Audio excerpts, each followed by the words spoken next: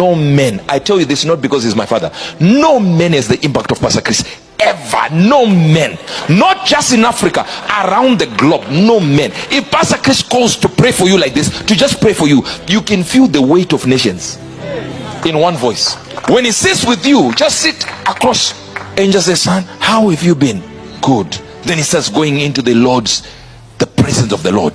You can sense it. Most times when he comes into the environment we are in with my wife, because we will be staying, it is, and he just opens the door. There's no knock, but you can sense.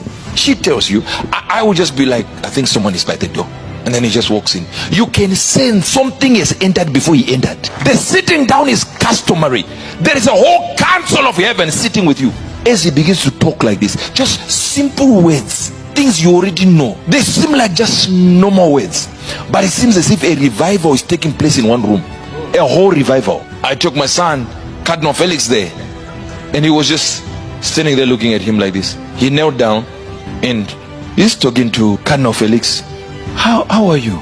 I said, please answer. Tell him you're okay. I was not telling him what to say. I became an interpreter for him. I said that he is okay. Yeah, I said, hey. A revival in one location. One person, just a room like this, is sitting there. I'm not talking about a revival on earth. In one room, you sense like you have heard 70,000 sermons in one statement. You already know. He can just tell you how the Lord is merciful. That's it. Volumes that will be opened in your spirit with that statement.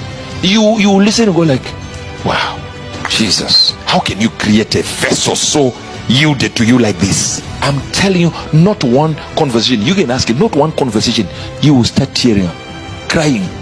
And no, not just crying like, no, like weeping.